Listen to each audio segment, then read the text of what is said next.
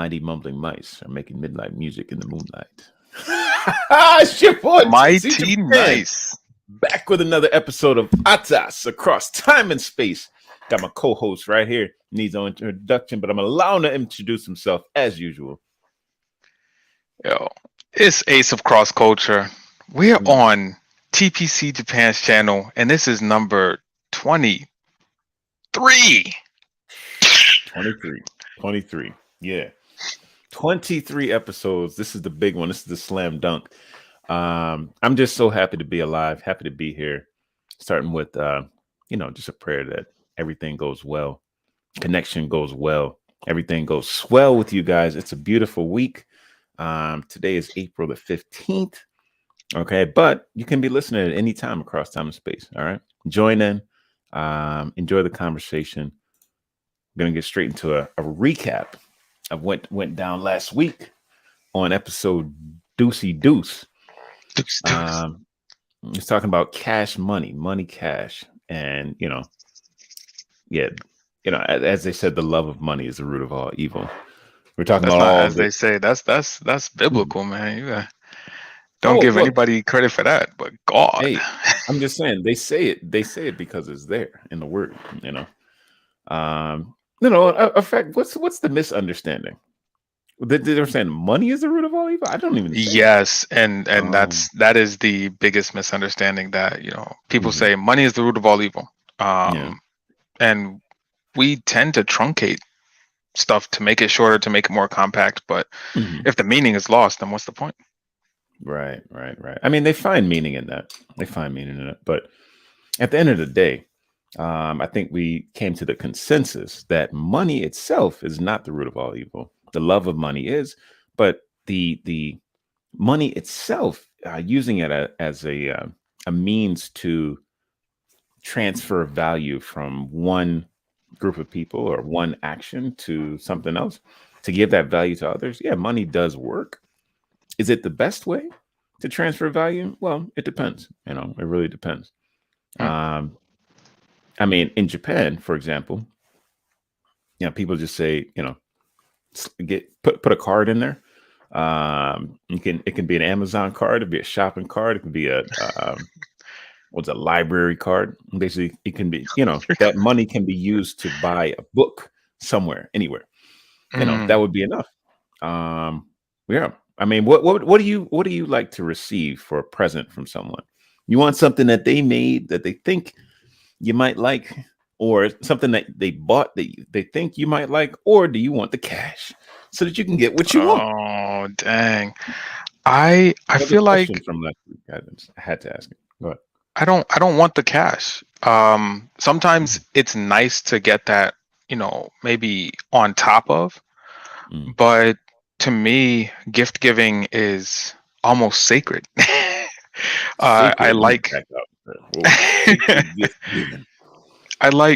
people to know that I'm not only thinking about them, but I've been listening to, things about them. I just get a coworker of mine, their birthday just passed this week.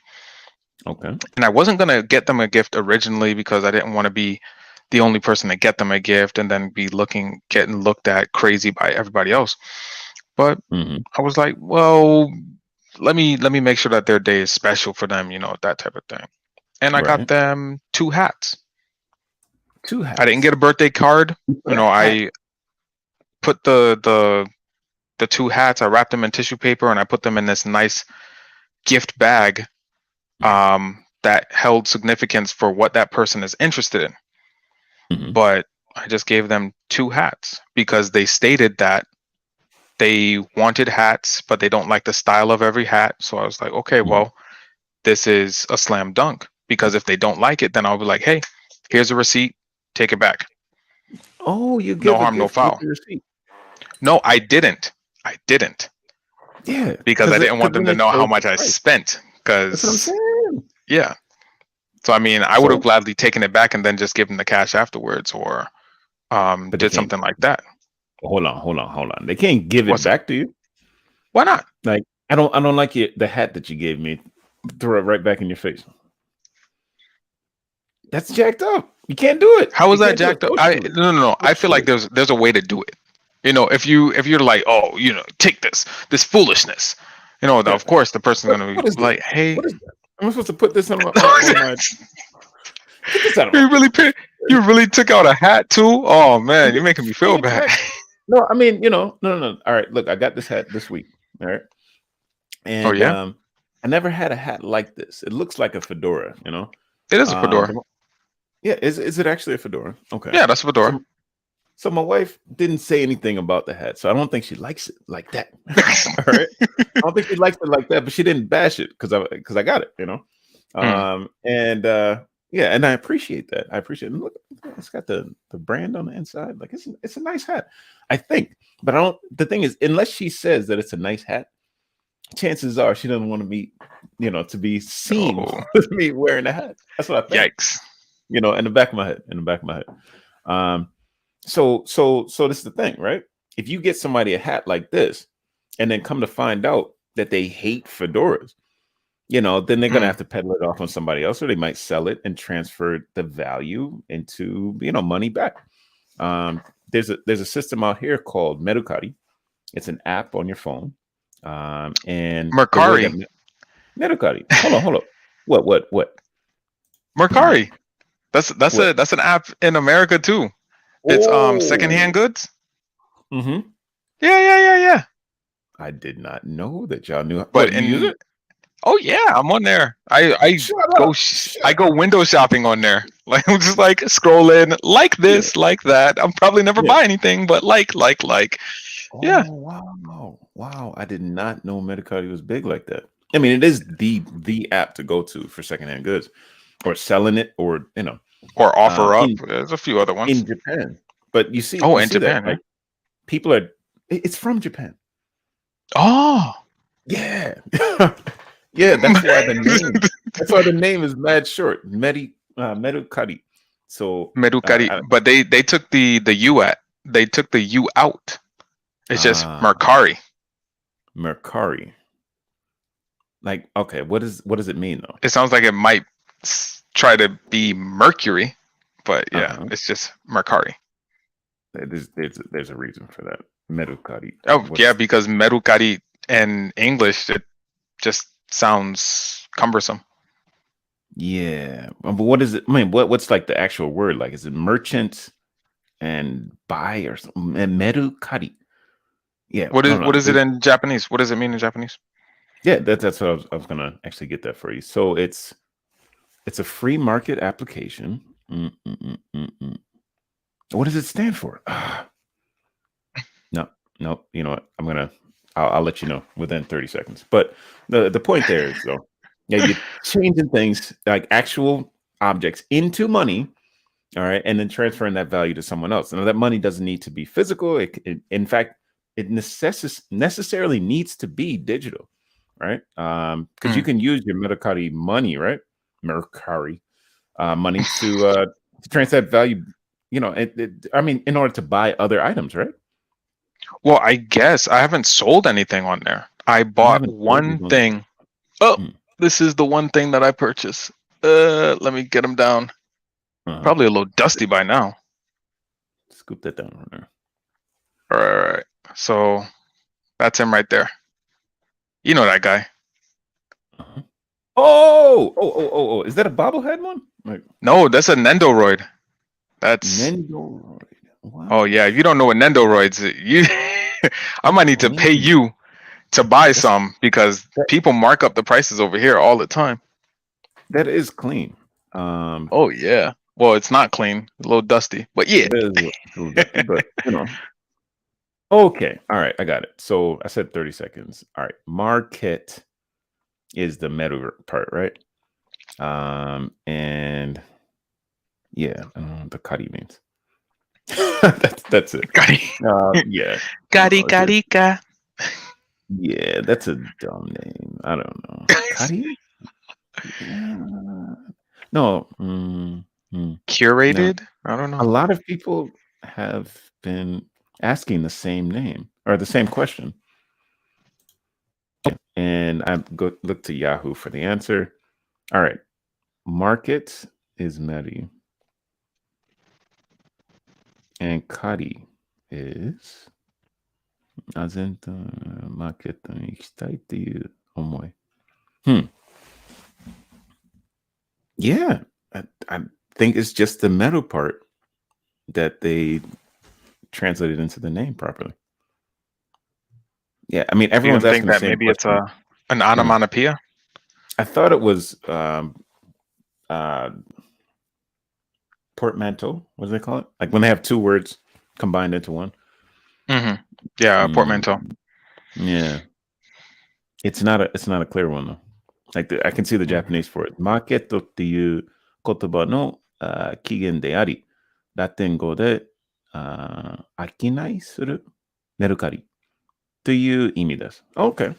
Okay, maybe the original Latin word Mercari is that. Oh, Okay, so you're having half the conversation in your own head. You want to explain it yeah. to us at home? Okay, I'm sorry. So yeah. Anyway, the word Mercari is a Latin word itself. Oh, It's not an abbreviation a for something Japanese. else. It is a Latin word, and they just Oh, took that okay. word and brought it to the name of the app. That's it. Okay. Okay.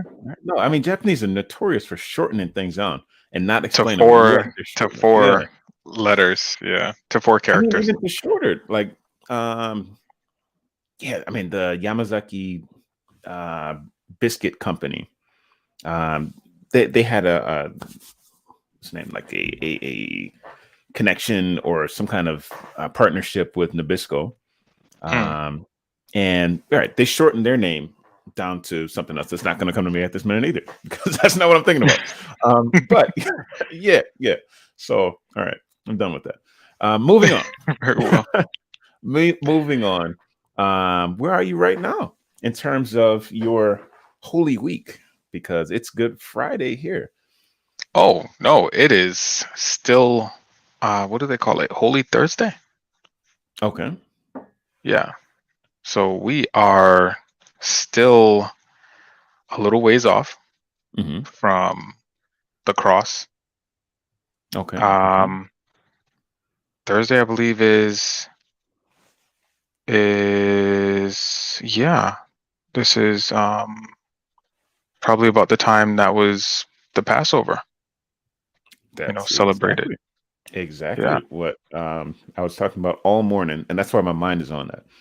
The Mhm. Passover, the symbolism in the Passover. I mean, I would like to allow a little bit of space for that conversation, because it's important for both of us. I think, like this week, my wife asked me, "What's the most important week for Christians, or what's the most important Oh, holiday for Christians?" And I was like, "All right, well, you got Christmas and you got Easter, and you really can't have Christianity without both, either one, yeah. Yeah. So, basically Mm. for Christians, Easter is Fukatsusai. All right, it's the resurrection. It's the really beginning of our faith, or the most important thing, in a way. Mm. If there is no resurrection, if Jesus didn't die on the cross and basically become this atoning sacrifice for all of humanity, then yeah, what's the point? But if he hadn't been born in the first place, Then there would be no sacrifice to be there had. would be nothing to sacrifice. So you really can't have one Oh without the other. gosh. Yeah, but you see a lot of that, like, symbolism, I guess, in this new life. I don't know what that really has to do with. I don't know if you can add some insight there with the What do rabbit you? and Oh, the the rabbit? egg, No, no, and the eggs. no, Is there any no. symbolism there? There's probably some paganistic, just like slap it on. I Slap mean, that on. if you think about it, the early Christians, Christmas was not the premier holiday being celebrated at that time. Oh my goodness, I can't even remember the name of the holiday, but it was a pagan festival Mhm. that just was bad news. I just leave it there. There's some crazy stuff going on, but I feel like for Christians to celebrate in those early days, Mhm. under kind of the guise of another holiday, it was like, okay, Mhm. we're gonna slip it in here Right. so that they won't ask us why we're celebrating and decapitate us.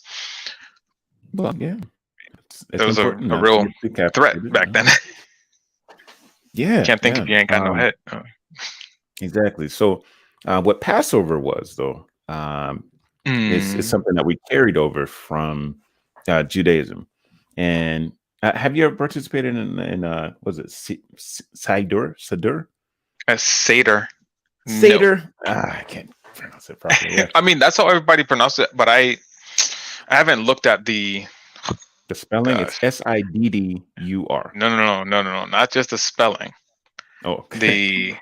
The Hebrew characters for it. Because Mm, that's like saying Romaji is, the end all beat all. hmm. No, it's just the When beginning confusion. yeah, it's Yeah. just the beginning. It's just a transliteration of the language. Mm, So sometimes a D is dropped, a D is added, an S is dropped, mm, things like that to yeah. make it translatable. You just look at what is the word? That superhero, Hmm. Cashern. Cash earn. Yeah. Yeah. So I mean, you Cash don't earn. have that hard R before RN. an N. Yeah. Yeah. In Doesn't Japanese exist. at all. Cash earn. Nope. Kashurun. Yeah. Nah, that's not gonna happen. Yeah. So they Um, usually do like what a double vowel sound and Double inflect it so consonant. that it sounds like it might be the R. So Now, is it? A to the end. Um, ah, So for Seder, like I see Siddur, but then on some sites when you're looking it up, it's Sedar, like Sedar. you know, Cedar, and, like that's why I cedar with struggled an with that. S. Yeah, Cedar, Seder. Yeah, Seder. I don't know what's Because the best way to spell it, but in Seder any case, sounds like it would be um, some type of S, so either a C or an S, an hmm, E, then an I, yeah, AEI, D-E-R. Dar. Seder. Yeah, Seder. Sadar. Yeah. I don't know. They Language didn't is a do it funny like that, thing. sadly. But have you ever, do you have any history concerning the Seder? Um, Particularly a Passover Seder? No. Mm, I've done agape feasts mm, around Easter time. You got everybody kind of feasting, and it's kind of the same concept, sort of, mm, mm, but it's more so about the food than the reason behind it, because mm. the Judeo-Christian movement, I mean, if you just want to look at Judaism, Yeah. it's steeped in tradition and symbolism and these things Mm, that were just done over and over, not so much for tradition, but mm. for the symbolism thereof. Right. So in the Bible, when you study, you have what's called types and antitypes, Okay. right? So types point to something, and then the antitype it's anti spelled Ante, if I'm not mistaken. Ante. Yeah, antitype. So like the before Mm, the type. So what's important before the type. mm, And this would be the actual thing that is being symbolized. So if we look at the Passover, when okay. it first started, the Hebrews were in Egypt. And Right. this was part of the final plague, the final of the 10 plagues that were Yeah, the given. last part. Yeah. So the firstborn was supposed to die. The firstborn of every household, Hmm. whether you were um, living in Goshen as a Hebrew or if you were an Egyptian born and bred. Mm, mm. Even your cattle, the firstborn, Yeah, was going to die. every firstborn. Fun. So what you were Mm, told to do, or what the hmm. Hebrews were told to do, was to sacrifice a lamb Mm. and to take that lamb's blood Yeah. and wipe it across the doorpost, Right. And right? actually, to write a symbol, apparently that symbol was called Hey, Hey, which is the fifth letter of the Hebrew alphabet. I'm mm, just adding some context there because that's what I was talking about today. All right. But you're nah. writing Hey. All right. You're writing Hey. So I mean, I don't know that it was actually writing hey, because if you look at a doorpost, Mm. I mean, if I'm thinking of the right character, it Hey is doesn't it written. look, yeah. So it might be That's Hey. just That and is Hey. Yeah. okay. So I'm saying it's like it's Mm. just marking the Oh, boy. doorpost at Mm. Mm. the points. And Mm. Mm. some archaeologists and ooh, oh my goodness, anthropologists say that Mm. the person's name or the Mm. house or the last name, your surname, was written on Mm. that top portion. Mm. So that Oh, brings even okay. more symbolism to it. Like, hey, I, hey, I'm Yeah. covering I'm trying to get you in the middle there. covering Yeah. my doorpost Hmm. and my family name with this blood. Okay, so my name, my huh? My name is going to be across the top of the post. Door frame, yeah. The name of the family. Okay, at the top of the door frame, and then on the side here. What it? This is the post of the door, or the I handle can't of the see door you. is going to be on. Okay, yeah. See, that's what happens when I get creative. All right. So the all right. The symbol hey looks basically like the letter N, small N. Okay. Mm, So you got, like a vertical line, and then you have like a inverted L over the top. So that yeah. vertical line, that first vertical line is the like the handle of the door, or the Mm-mm. No, okay. so So you're thinking of the door. This yeah, would be the door frame. okay, So but what the it's a door sits in. Yeah. like Yeah. the hinge part. Not the hinge part, but the hinges are on the door frame. The door frame Right, is the box that so right. it goes So, up. but I mean, like ancient, well, not ancient Hebrew, but Hebrew door. Like when you have a Hebrew house, is that a sliding door, or is that a door with a hinge on one side, like left, right? It might not even been a hard door. Could have just been a curtain. Ah, Honestly. Yeah, well, honestly, I'm but you wouldn't be that, painting any door portion. It would be mm, the literal bricks that make up the opening. mm. So Oh, it's okay. not, yeah, it's not like, oh, this is the door and this is the window and you have to go around. No, it's the actual stones that would make up the Mm, opening in the house to walk through. mm. No matter what's sitting in there, the Did stones. I mean would they have typically like a curtain there, or like what would they have blocking people from coming in? Because I remember that guy, and I don't remember his name, but he was there was some nasty things going on outside, and they're like, let us have your your son Oh, so we can yeah. destroy him. And the Yeah. guy comes out and he's Um, like, no, take my concubine, please don't do that to my son, you guys are nasty. And like, wasn't and it wasn't his close the son. door. No, they wanted to do it to his son. Yeah, they wanted to do it No, to no, his no, no, son. not to his son. Well, who? To the visitors. Oh, okay, One yeah. like the Son of Man. But a male visitor, right? They were, Yeah. Definitely, yeah, definitely, definitely. nasty. Yeah, Oh that my was goodness, Lot. that was a lot. Yeah. Aye.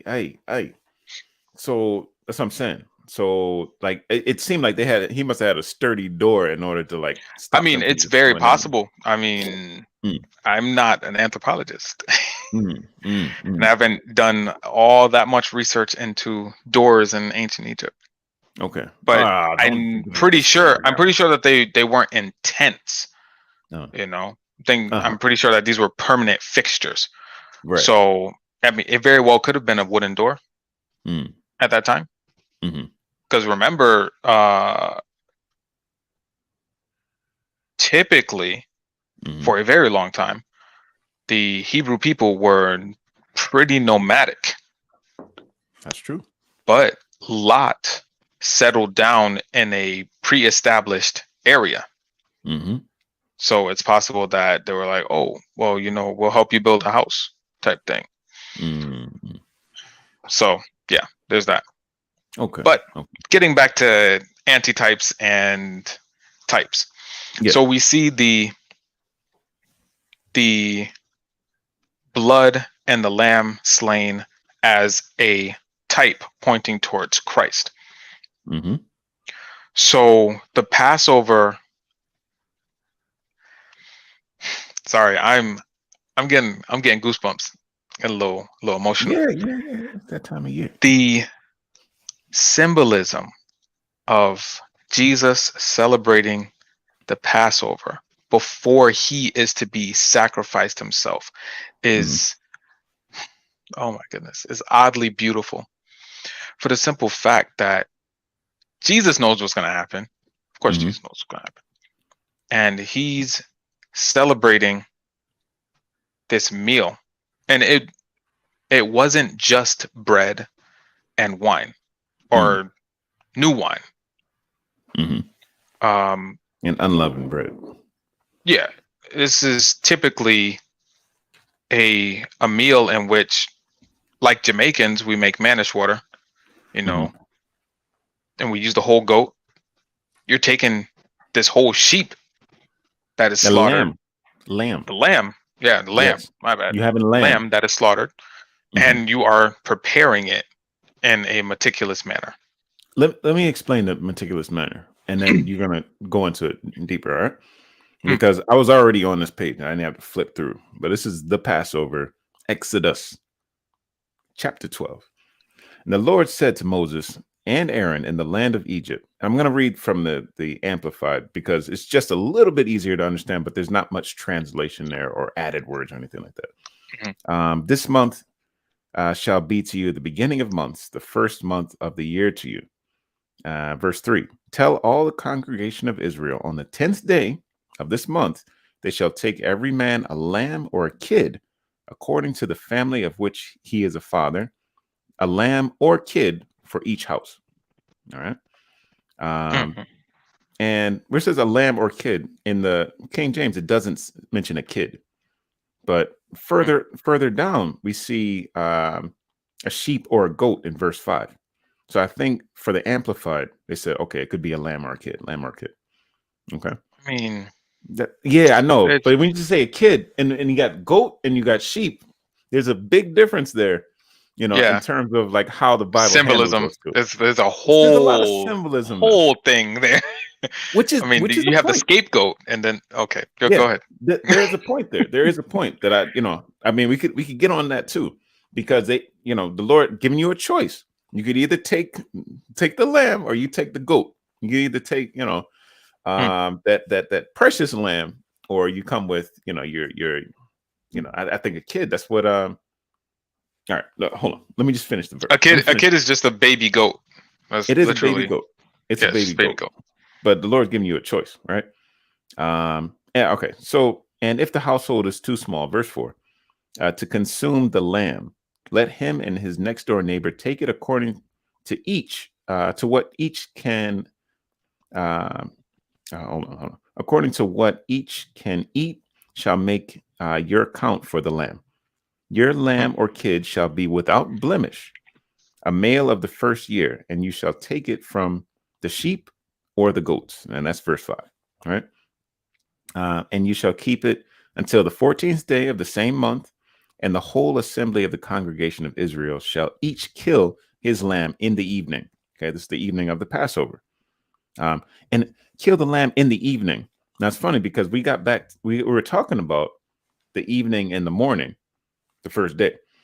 So when they kill the sheep or kill the lamb or the kid, that's at the beginning of the day, right? That's correct. Yep. Okay, all right. Yep. And they shall take of the blood and put on the two side posts and on the lintel above the door space of the houses in which they shall eat the Passover lamb. And you could reference this back to Matthew chapter 26 and 28, John chapter 1, verse 29, and Hebrews chapter 9, verse 14. And they shall eat the flesh that night roasted with an unleavened bread and bitter herbs. They shall eat it. Eat not of it raw, nor boiled at all In its mother's milk. with water, but roasted. Okay, its head, its legs, and its inner parts. You shall let nothing of the meat remain until the morning, and the bones and edible bits which remain of it until morning you shall burn with fire. And you shall eat it thus, as fully prepared for your journey, your loins girded, your shoes on your feet, and your staff in your hand. You shall eat it in haste. It is the Lord's Passover. Okay. For I will pass through the land of Egypt this night and will smite all the firstborn in the land of Egypt, both man and beast. And against all the gods of Egypt, I will execute judgment, proving their helplessness. I am the Lord. Okay. And we'll finish right there. All right. Verse 13. And then I'll finish up. All right. I keep saying that. I keep saying it, but I'm just going to let the word speak for itself. And then we just go. All right. The blood shall be a token or a sign to you upon the doorposts of the house where you are, that when I see the blood, I will pass over you, and no plague shall be upon you to destroy you when I smite the land of Egypt. Okay. Okay. So I want to visit just one thing, because there were definitely people, Egyptian people, that were with or took part in the Exodus. Oh, so, I mean, I can't. Along. Oh yeah, there definitely some Egyptians came along. I don't know for sure, like if they also painted their the lintel of their door and their posts. I don't know when they started to believe, but at some certain point they were just like, "Ooh, nah, dog." Yeah, all these plagues. They would be smart. They would be smart to put something over the doorpost. You see the Egyptians or the Israelites doing that too. Like, man, all right, I've had enough. Let me do what they're doing. And then not lose your kid. Hey, not lose your kid. You see what it did there. Lose your kid. Yeah. So yeah. That's the historical context of this conversation, the Passover, and I think it segues well into our discussion today concerning empires. Before we jump into that, though, I just want to give a shout out to our listeners. I see you out there. Thank you for joining, and I hope you've read up, because we're heading into chapter 11, called Imperial Visions. All right, so we're talking about the influence of empires over the ages. Where's my banner there? Yeah. So we're talking about empires. Yes. The age of empires, the effect of empires. And an empire itself doesn't have to be, a political thing. It doesn't have to be a military thing, but it's that influence of cultures. I want to make sure I quote this properly, but it's like an influence of cultures that kind of swallows up smaller cultures that existed. All right. And people just are assimilated into that. It's somewhere between, like, if you've only assimilated 2 or 3 cultures, then you're not quite an empire. But if you've, assimilated maybe 30, then we can say that you've already reached that empirehood. Becoming an empire is somewhere between those 2 numbers, where smaller cultures that existed are assimilated into that. They give up their maybe their language, or they give up their ways of doing things in order to follow, either by force or whatever, just by, wow, that way seems better, so yeah, I mean, this chapter talked about a lot of different empires, the Roman Empire, and Yeah, so I think it was an interesting one to kind of get into in a historical perspective. Um, before we really like address some of the issues regarding empires, like are they good or not? What's your take on? On Um, empires. yeah, yeah. Are we still in an age of empires? Uh, I, w- hmm. From when you were saying that that idea of assimilation, Hmm. giving up a piece of yourself to kind of fit into the rest of the empire or Hmm. the imperial mindset, Hmm. Imperial it made state me of think of mind. America, the imperial state Uh-huh. of mind. Yeah, yeah, yeah, yeah, Yeah, yeah, yeah, yeah. yeah. New York, New York. Go ahead. It definitely made me think of America. Hmm. And America isn't going forth and conquering. People are willing to come here to be conquered. It's the Now. American dream, the American way of life. Hmm. It's the streets are paved with gold. These opportunities in America are better than what Mm. I have here, and they will work, scrimp, and save to come to Hmm. America to be able to put Nikes on their feet, to Hmm. be able to walk down the street eating a hot dog, Hmm. and it's strange because the Roman Empire, they had to go Mm. out and conquer. Hmm. Let's not forget about Constantine, who had the dream Hmm. and he saw the cross in his dream and he heard a Yeah. voice saying, "Conquer by this sign." And he literally put that on his shields. That's where you get the what is it? The Templars and the Hmm. Crusaders, the big blazing red cross on their shields, you Yes. know, kill And them you see all and that. let God sort them out. It's like, Look what? at their swords. Look at their swords. Their swords are also in the shape of the cross. Cross. Yeah, Yeah, double the sided. broadsword, right? Yeah. Yeah, no joke, no Man, joke. that's Um, scary stuff. but I mean, that's not me though. That's not me. I'm not even putting that out there. But that's the way that Harari states it in chapter 11. He says, it should be stressed that an empire is defined solely by its cultural diversity and flexible borders, rather than by its origin, size of government, territorial extent, and size of its population. All right. So that's the point there.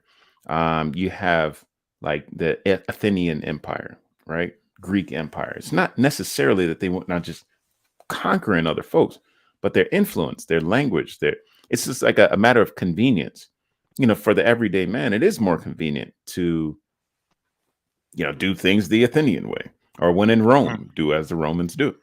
The Roman Catholic Church, for a reason, like it's just it's easier to just kind of fall into that line of organization that's within that empire.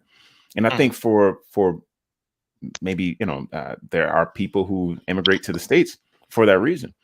We could just keep doing things as we've done since the beginning of time. We haven't been doing things since the beginning of time. Like things have been changing over the years, but you have I this mean, assumption that the way that your family does something, or the way that your people, your community does something, is this way that's been around for hundreds of years. But no, that your community has been adjusting to its environment, right?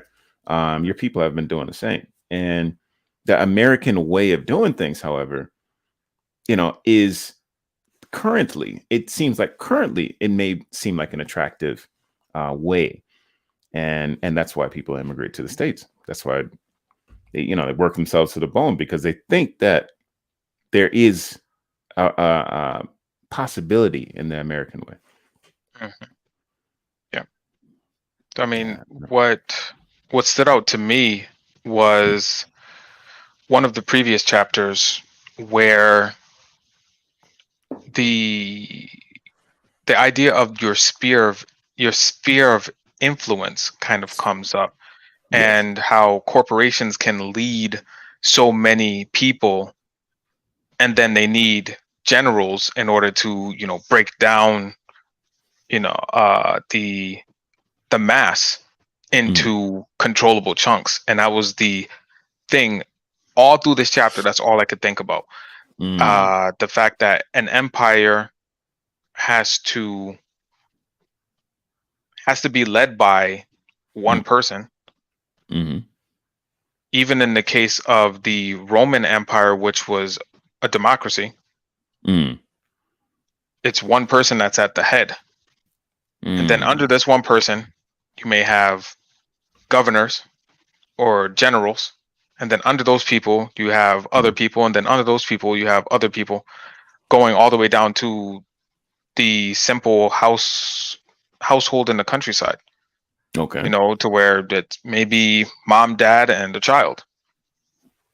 That child is controlled by the parents. The parents are controlled by the mandates of the governor. The governor is controlled by the Mm. mandates of and it goes all the way back up Mm-hmm. to where if there's an empire, you have to be moving all in one accord.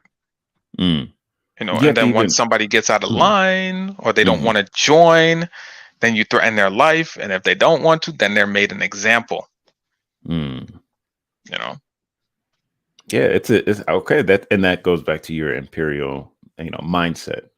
Even in the household, it's like and okay. So you have children that have to follow their parents, but even get more granular. The children follow what their mother says. The mother follows what the father says. The father Mm, follows what the either the a spiritual community leader says, or he follows like his actual leader at his company, and they just kind of everyone falls in line. As long as you fall in line in that order, right? Then your society is considered civilized. And if as soon as you break away from that, oh no, you're we can't deal with you. You need to be calibrated. You need to be adjusted, right? And that's what the criminal justice system reprogrammed. does. Yeah, man. Yeah, reprogrammed. Exactly. I mean, that's how things seem to be operating in the States, Mm. by that kind of rigid system. I think. Would you say that where America is now, that we're still expanding an American empire, or we're in retraction and allowing other empires to step up? Because there is a Russian empire, or the Soviet Yes. bloc. So that's what I was getting to before, is that Hmm. America doesn't have to expand its borders Mm. because it's already expanding its sphere of influence, Mm. to the simple fact that other countries want to be like America, and they're Mm. coming to America and they're exporting goods from America, Mm. to the simple fact that is the empire of today is no longer Mm. an empire of borders, because Mm. you can be halfway around the world and, hey, send me some vape stuff from Japan. Mm. You got the money, you got the coin, it'll be on your doorstep the next day. If you do things by the American standard, right? Hmm. And Americans, like, we try to that American exceptionalism, right? We always consider our way to be the best way of doing things. Hmm. So you think of like the way that the internet works. Like, I think most of us have it in mind, like, okay, intellectual property, it has to be protected. Like, we've made that synonymous with, like, the American business model. Like, if you make something, it's yours, and you should receive profit for Hmm. that, right? Is that correct? Like, in a universal sense, or are we in alignment with a correct way of doing things, or are we saying that our way is correct, and if you don't, then you're out there in the woods with the Russians and the Chinese or something? Like, I don't know. you know like, we just kind of demonize every other way of doing it, Hmm. and like, it feels like our way is the right way. Like, so, I like, mean, why would I even advocate the other side? I don't know. it's kind of like a might makes right type of thing. Might You makes know, right. yeah, if we Hmm. can walk softly and carry a big stick, then once it's time to use the stick, it's time to use the stick. That's Period. what I'm saying.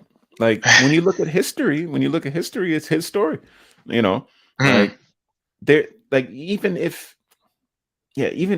like you crush these other empires and then they get a chance to come back afterwards and say, and give their grievances and say, all right, um, I mean, any of the other little, cultures that existed, right? And I know it sounds jacked up to call them little cultures that existed, but all right, the West comes to America and they subjugate all the, native. You said the West comes to America?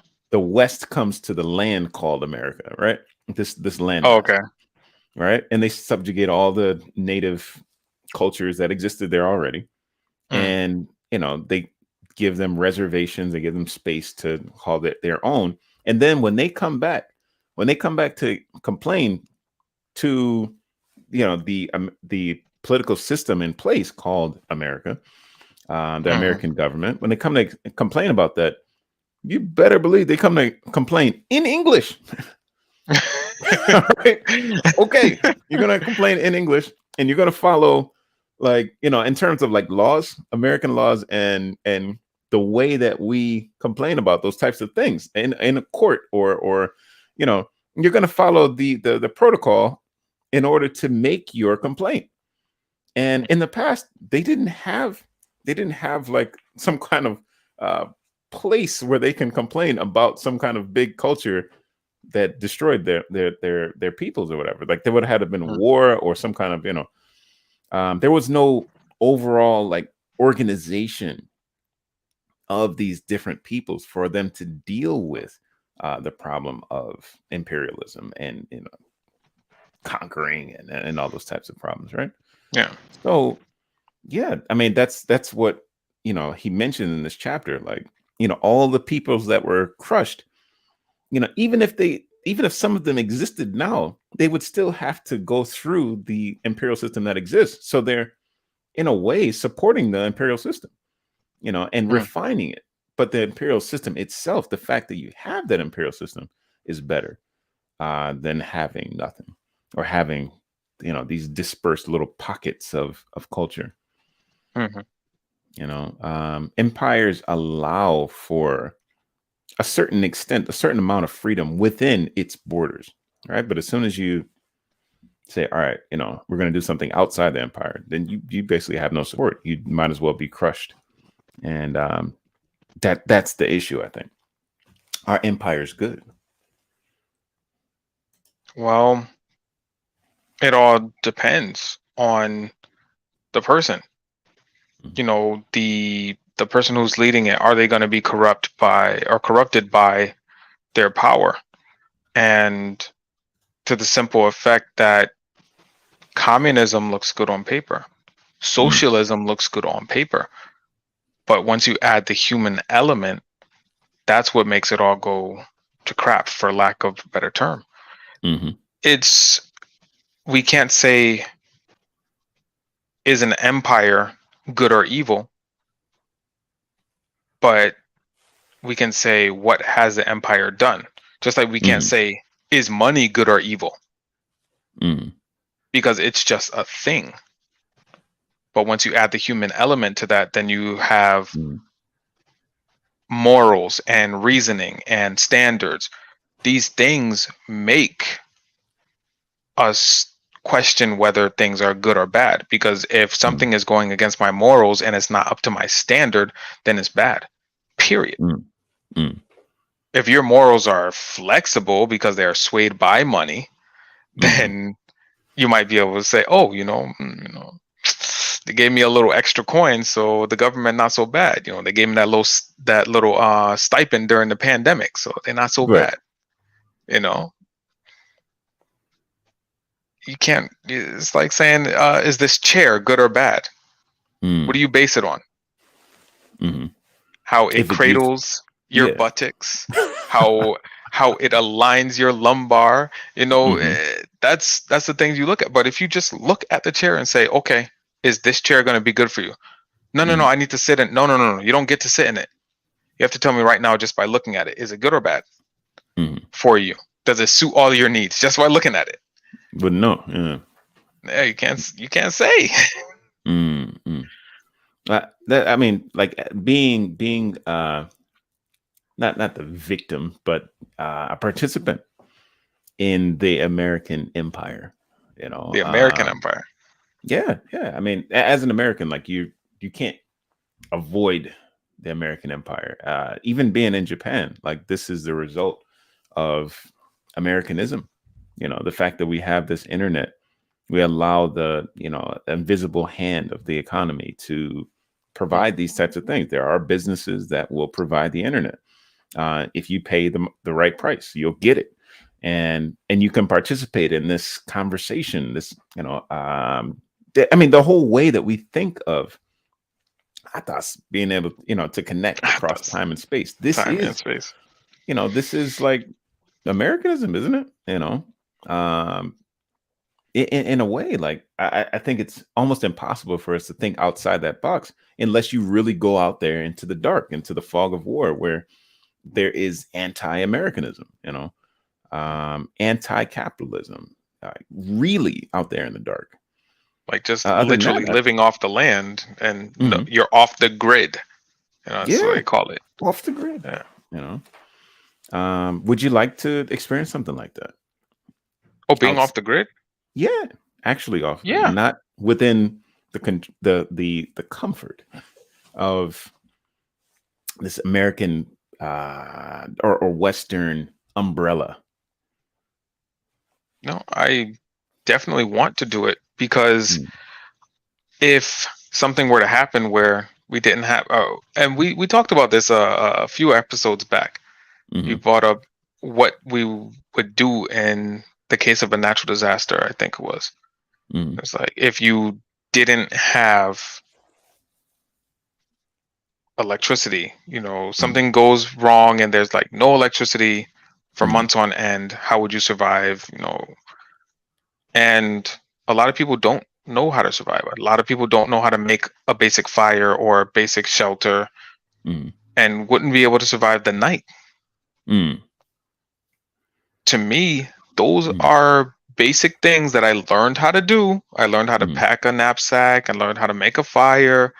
mhm, And these are invaluable skills. In society, mhm, I don't have to use them on a daily basis, mhm. but I love to go camping, not glamping, camping, to Yeah. keep those skills sharp.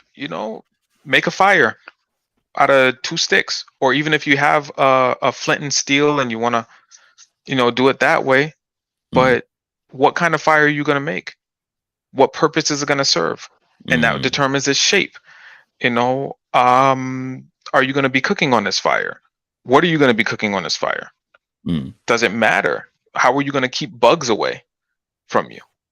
You know, how are you going to have shelter? mhm.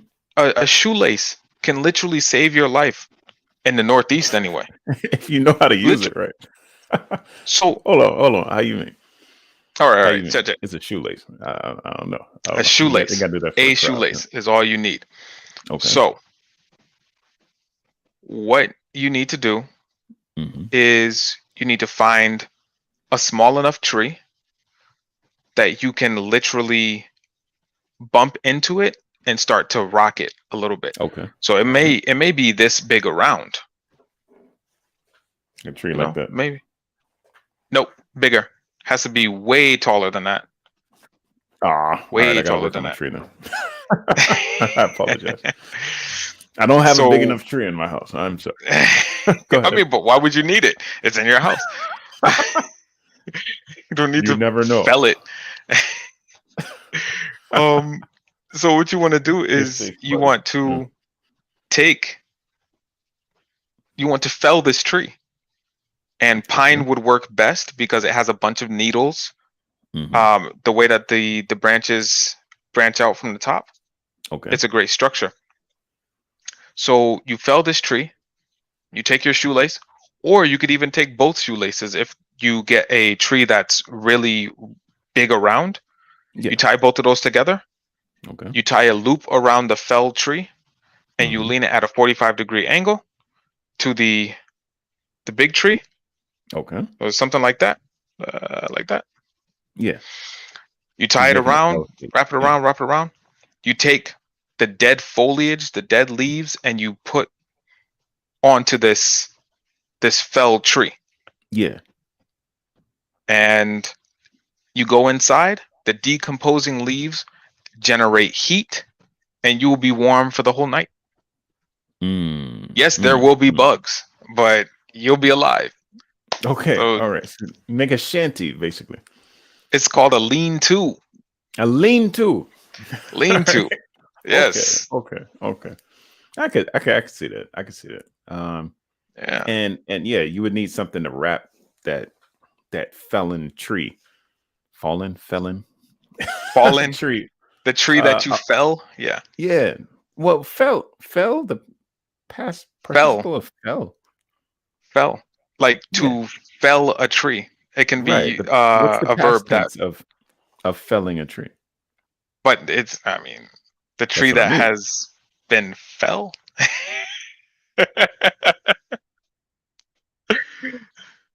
The tree that you knocked down. I mean, the tree that you have fell. Yes. The tree that you have fell, you can use in the lean-to. I feel like that's the easiest way to say it, because we'd be arguing all day, just going back and forth on the felon, not the felony, just the felon. So I can't hear you.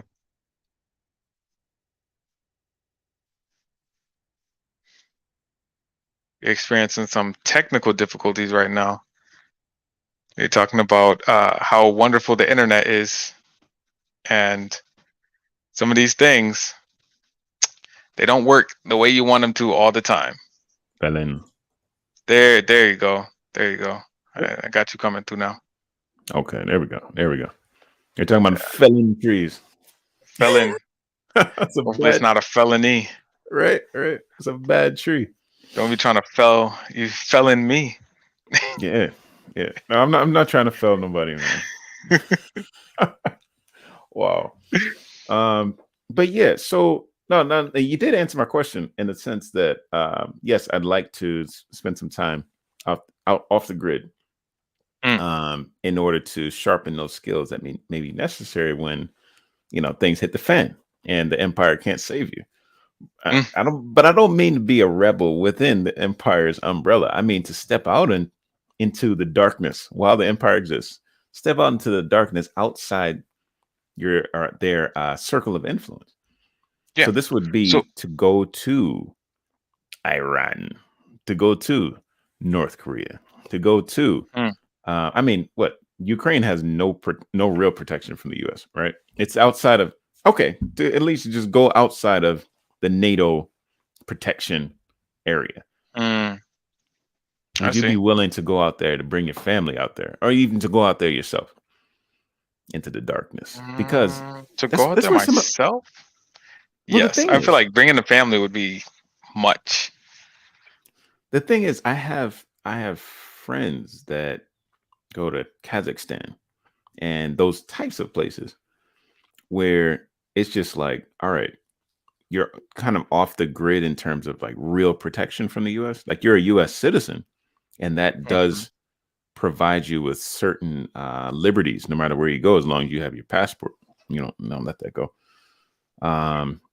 But I think, yeah, like that passport really is the last thing you have to really protect you, like your badge of protection from the darkness, whatever it is, Darkness. the real darkness. And then after that, it's like now you have the empire, or the cultural protection. I guess cultural protection. I think in your mind, and I don't know where your mind actually is. It could be in your head, it could be in your heart, in that sense. It could be in your belly in Japan. Like your mind is in your belly, actually. Oh, that's Hebrew But thinking too. oh, is it? Is it? I think no, not your head. Your heart is in your stomach. Heart's in the stomach, right? Like Okay. butterflies in the stomach type thing. That's where you really feel it, like in your gut. Mm. All right. So I think like in that place where you don't have the protection of the empire, this man-made empire called United States or whatever. When you go out there into no man's land, you still kind of have this thing in your mind or in your heart or in your gut that you have the protection of God, like, Mhm. if I die now, then I'm going to go to, uh, heaven, or I'm going to go to rest and go to heaven when the time comes. Like I have Mhm. salvation, So I think there's a religious imperialism represented through Mm. Christianity that I'm not personally, I'm not willing to go outside of that comfort zone. Right. I'm not, and there are people that don't believe in Christianity, right? So they're Mhm. not within that dome of protection in their minds, I think. Maybe they're influenced by it. Like they're thinking, I'd say like an atheist in the States that maybe have, heard about Christianity, may have dabbled in it, here and there. Maybe they're thinking, if I decide to jump into Christianity at the last minute, I can still do that. Like, I could be on the cross, right next to Jesus, and say, hey, you know, can I dine with you in paradise? Like, he's not just going to turn me down, if I have to do that at the last minute. And that's still like an influence, I'd say, of religious imperialism. Just like my religion is so powerful, my God is so powerful that he can get you at the last minute. So you ain't really got to worry, but you should get down earlier, you know? Like you I should, mean, you should. It's better for the kingdom. The kingdom. All right. kingdom. That's why I see it that way. And being a member of that kingdom, just kind of free flowing through this thing, I really feel like I wouldn't be willing to step out of that umbrella. I can step out of the umbrella of the American empire, maybe, or maybe I could have when I was single. I don't know if I could. No, I don't want to go to. I mean, you're so here's a really, really, really, really crazy thing to me, because Okay. you've been speaking as Mm. if you're in America. It's like for a few episodes now, you've been speaking as if you're Really? in America. That's how it feels. It's like That's how. you've already left Yeah. the American empire. You literally Oh, live in Japan, you but think this is outside the like American empire? there's there's influence. Mm. There's influence, There's an but Japan American as a base. whole is a Mm. very uh closed. I don't want to say closed off. More so closed-minded Mm. to the the idea of non-nationals, and you have Mm. to agree, because there comes to a fact. It's the point of nationalism. It's like, oh, 100% Japanese born and bred. I mean, Americans have Mm. the same thing. Jamaicans have the same thing. Mexicans have the same thing. Mm. It's just a sense of pride for where you are and being like 100%. Oh, my parents were from Osaka and I'm Mm. still living in Osaka, and my Mm. children's children are going to live in Osaka, and they're all going to follow over to the family business. Mm. It's just what it is. So now Mm. you living in Japan, coming from America, it's Mm. a whole different thing, because Mm. the Japanese empire still Yeah. exists, and you see it in America because of Japanese culture. The There is Japanese still that empire still influence. exists. Does Yes, the Japanese just the empire still same exist? way that the American one does. How there's Uh. influence Uh. in culture Uh. is the same way that the Japanese empire exists. Oh.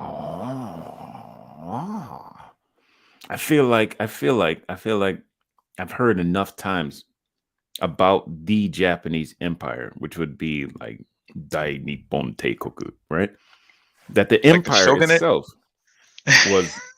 was like knocked out or like lost at the war. Mm, And now the Americans came in and reorganized things, with new constitution, American style, mhm. Um, but then I have brothers that have been here in Japan longer than I have, 20, 30 years. And they'll say that, you know, like that true nationalist, Japanese nationalist wing right? It's still there. It's still in place. And they are still Definitely. running things on when you talk about like the real people in control On the down low. on that, yeah, like they really still have their foot in there, Hmm. Am I an American living in the imperial Japan? Am I American living in imperial No, Japan? because that That's a this hard is not the call. I mean, 1700s. My God. that's what I'm saying. That's what I'm saying. There is an emperor, but he doesn't have any like control, Political power. no political power. But he has cultural influence. That's true. Cultural influence. But I mean, like his existence. His birthday is a holiday, is it not? His birthday is a holiday. I Yeah. mean, that's big. Mm. I feel How like many people Elon. in America don't even know when Joe Biden's birthday is, yet Who, alone to celebrate it? well, who has the most cultural control in the United States? The most cultural. Cultural I feel like control. there's no one person. I feel like Mm. maybe maybe it was Betty White before she passed. Everybody knew Betty White.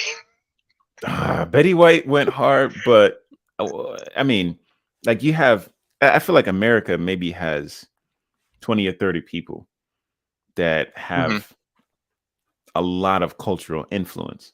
And we have what we call influencers, right? And I don't know if that's like an American cultural thing too. We'll call that part of the empire. The way that in the 21st century, how empires, exert their influence over people is by how new empires exert their influence over people is by having influencers in place that can control the conversation Hmm. and lead the conversation in these small campfires all over the country. One campfire location or one campground, I'd say, is Twitter. And we see Elon is the largest shareholder, but he's not on the board he's not on the board, Of so directors. yeah, he's not on the board of directors. Therefore, he can have even more. He decided not to join the board of directors, so he can have even more influence of the company, and he can buy more shares if he decides to.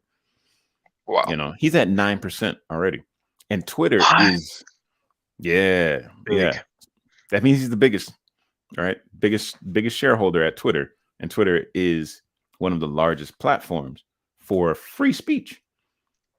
Representing free speech. Everyone goes there on both sides of the line, and he historically has been, an advocate for allowing more conservative voices, where some other platforms it feels like they're already pretty left, you know, for the most part, unless I mean other platforms like if you have a conservative platform, they're just clearly conservative, and it's just hard for anybody on the left to talk there.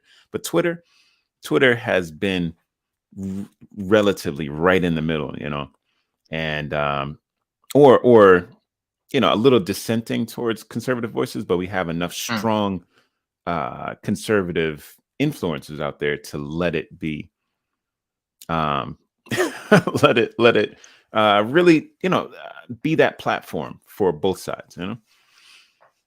Oh, did you take a look at the comment that just rolled in not too long ago? I did. This is a live conversation. Yeah, I mean, one of our listeners, he says he's actually trying to buy Twitter as a whole. Yeah, he probably would. I could see him doing that. Um, Integrate it and with the Tesla infrastructure and be like oh, tweeting out where you are, like just at a press of a button, tweet. yeah, he's gonna be like one of the super villains, man. Super Um, villains. Oh, this is his origin I'm story. I'm Dang. yo, this is his origin story. He's young enough and he's influential enough. He has the money. He's a rocket scientist trying to go to to Mars. The dude is trying to go to Mars. He's got Mars. Yeah, yeah. he's really setting up for millions of satellites all around the whole planet. All right, for Skynet or Starlink. That's what he calls it, Starlink. Skynet. Oh, dang. All right, No. already, dude, already. I don't, and now he's got like one of the biggest platforms for free speech. Like, I'm just gonna, hopefully he just doesn't just turn. Because when he goes to the dark side, that's it, bro. Yo, That's it. yo. It's a Just wrap. remain Anakin. Remain Anakin. Yes, man. But We do not I mean, need Vader. his kids won't be, they won't be little Jedi masters because their names are wild. Have you seen their Oh, names? their names are crazy. Oh, I Yes. don't even think Yes. about pronouncing these They things. can't grow up to just be normal people like Oh, X, they, Y, Zeta. Like what is going on, man? gosh. Yeah, yeah. Yeah. Um, They already so have their origin story. so that's what I'm saying. Like we're within the American. Okay. I keep saying talking like I'm within the American Empire. Yeah. I think Haha. that Gotcha. well, that's the thing. That's the thing. Like you can't have a Japan independent of the American Empire, but you can have an America independent of the Japanese Empire. Therefore, I Mm. consider Japan to be under the umbrella of the American Empire. Well, then where would you stop it? Where would you stop the umbrella? Russia? Uh, That's it? North Korea North Korea? want nothing to do with Russia? us. Libya didn't want anything to do with us. Mm. If their leader says, "Screw you guys," as far as America, we don't want to be within missiles range of you, and if you touch us, we're gonna, strike back. Like at that point, Gosh, the Empire you're Strikes not Back. within. Yes, like at that point, you're not going to. You're not going to say that country is within the American umbrella. Mhm. And that's basically what I'm saying. Like, would you be willing to enter that space for? I don't know what reason you'd want to, unless it's for the cross. Go out there for the sake of the cross, because the Too true. people who are growing up in that outside the American influence, they're it's hard. It's hard out there. They're living in a different world. And to know what that world is like within your lifetime, is it worth knowing? Are they worth saving? Yes, they are. Well, Are you yeah. willing to Are you up, willing to? Yeah, exactly. Are you willing to give up that security of be outside of yourself, to go into your uncomfortable zone, to step out of what you know to be true and reliable to a place where it's not? I can tell you right now, it's not hard. not like outside of your religion, because like if your religion supersedes that American umbrella, then you should be okay. But they seem like they're so closely linked for most Americans, including myself. Like the reason I feel safe stepping out this far even is because I know that, like I'm There's a good, not church. just in terms of like the cross and whatnot, and Jesus, like his blood should be good, blah blah. That's all fine and good. But then you say like, okay, I'm an American, so I can go here and I have protection. I have an American embassy in this country. Would you willing to go somewhere where there isn't an American embassy, where you don't have somewhere to run when things hit the fan?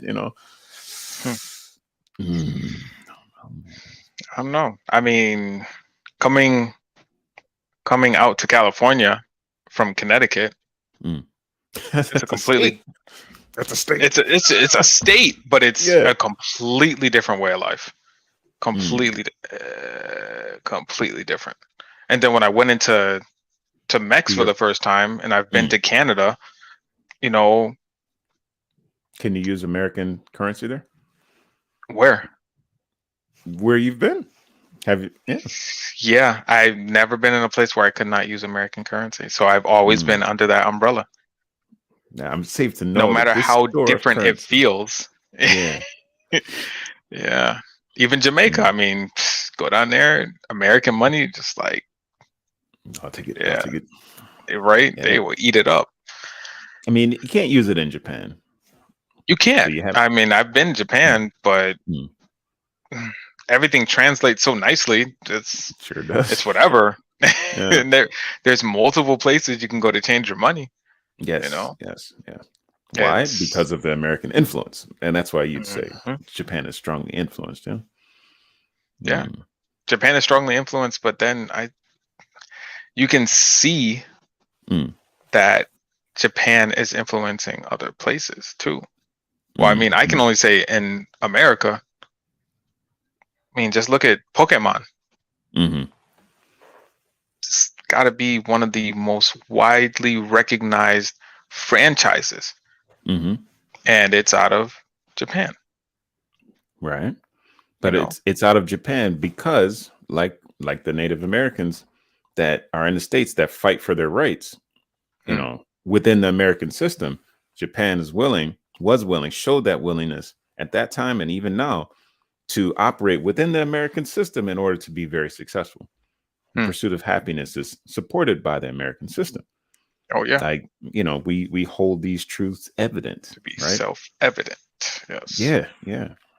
Um, so yeah, I mean, I don't know if I'd be willing to step outside the empire. And I think that this author isn't willing to either, right? Hmm. Like he says that the empires are good for us. Um, allowing that organization, allowing people to prosper underneath the umbrella.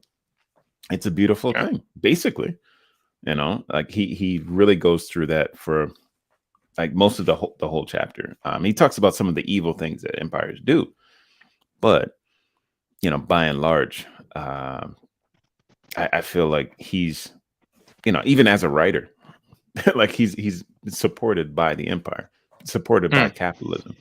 I think Yeah, definitely. So we've aligned ourselves, in America so well with,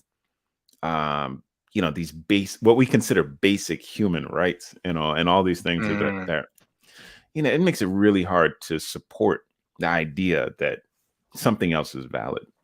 You know, good luck with that. Um, that being said, I think we've discussed the points of this chapter that um, really needed to be touched upon, in terms of the empire. Any remaining things there? I mean, it's hard to really stand against the empire. Like, yeah, and one of the things that came up in this mm, chapter was the thought of, I guess, the possibility of not having any more empires. Do you think that the mm, age of empires will never cease? mm, And that's one thing to definitely think about. Are there always going to be these empires that are in place for people here? And I think about the sci-fi of it all, mm, to where if mm, there was an outside threat, mm, hopefully all of humanity would align under one empire to be like, okay, we all have to stand together type thing. Of mm. course, I think of Halo and the Covenant, and there's a whole thing there. Yeah. But just if there was a threat big enough, I mean, with we see it when there's natural disasters. Hmm. We see it when we FEMA. have things like Ukraine and Russia. We see it when the pandemic was in full swing. It's like we're Mm, all going to band together. Who needs this? We have extra of this. We can send it, mm, but it never really stays. Like the feet, partly of iron and partly of clay, mm, that the the stone hits and then grows into a mighty kingdom. We're not we're not intermingling. We're not really made to go together. So there's these gaps and spaces mm, that can't be filled. So we mm, never mm, quite bond to each other. mm. It's a pseudo bond that's easily broken, until we can all come together and say, hey,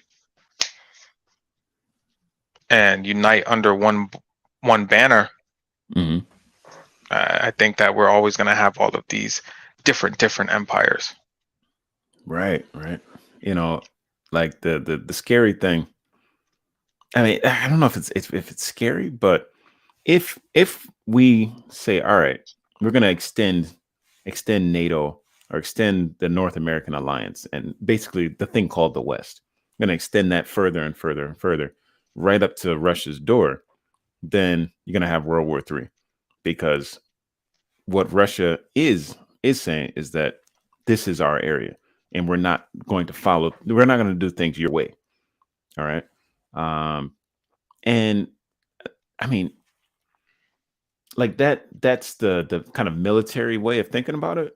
But when you look at George Orwell's 1984, there Mm, was always wars and rumors of wars outside mhm. of this society, ingsoc, English society, right? I don't know if you read it, but like that, always thinking that out there in the darkness, out there outside of our empire and the protection of the empire, we think that there's a battle going on out there, wars going on, and people are just dying and they're being brutalized and debauchered, Mm, and it's just nasty, like it's cold out there. As long as people think that, then they're going to support the empire while they're inside of it, to mhm. serve their own needs. And like that's I don't think that we're going to see an end of empires, because empires are going to do what they need to do in order to remain in power. And the type of empire that we have now, which doesn't need military might in order to do that, but is actually so deeply woven into our education system and reinforced by the Mm. prosperity that we have around us, like Yeah. no one's going to say, all right, screw this system. I want to be out here with lawlessness. And, the other thing, it's really Some hard. Mad It's really Max hard type to see stuff. it. It's hard to see that. Like, I don't see that being a better way. It's not gonna At work. all. It's not gonna work, man. Um, and it's unfortunate that I'm if I'm brainwashed into thinking that this is the best way. Mm. Um, I wouldn't even would you support a theocracy? Theocracy? If somebody Ooh. comes with this is a theocracy, we're claiming this to be a theocracy and it's better than Americanism, are you going to just jump on the bandwagon? Mm-mm. I'd I be can't. hard pressed. I'd be hard I pressed, man. can't. It is because the whole thing, the unification of church and state is Yeah. what the the colonists fought against, Mm-hmm. because it was just one God, one religion, one Mm, power, mm, and there was no wiggle room at all.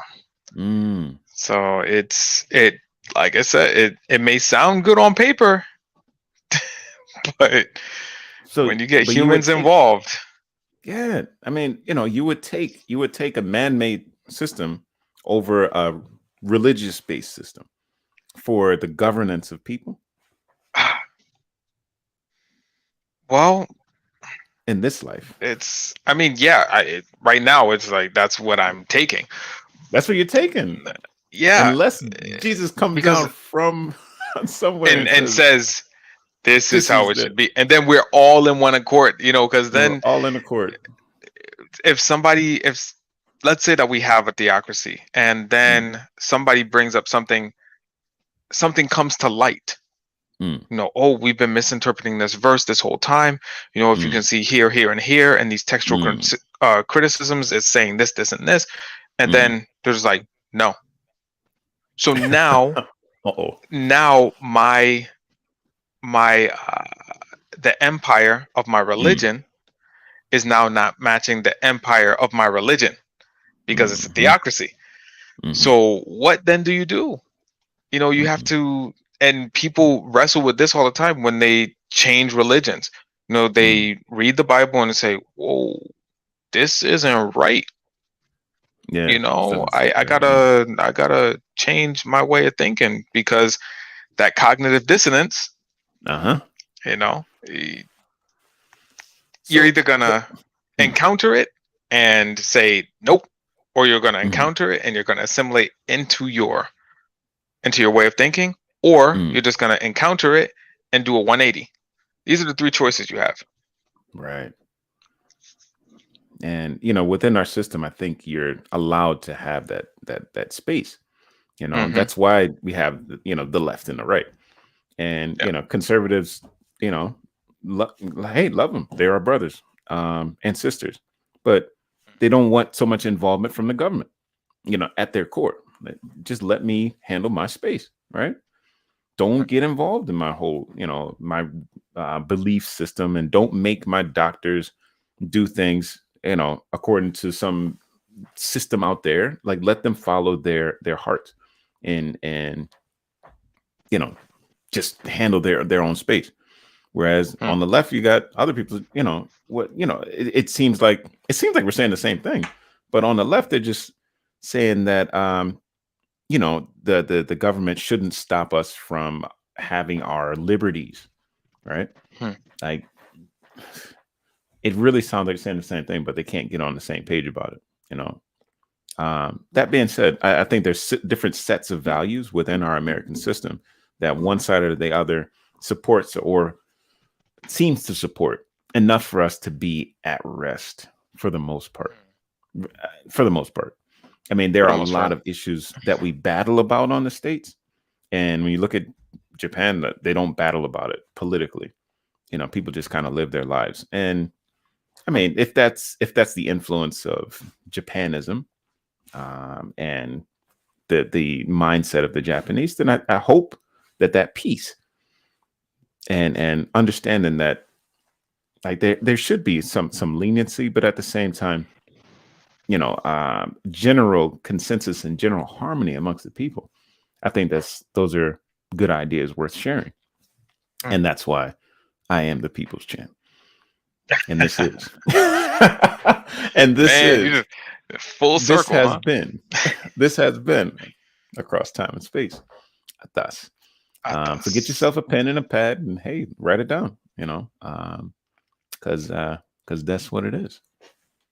Give it to you, sir. Until next time, you already know. Episode 24 is going to be over on Cross X Culture.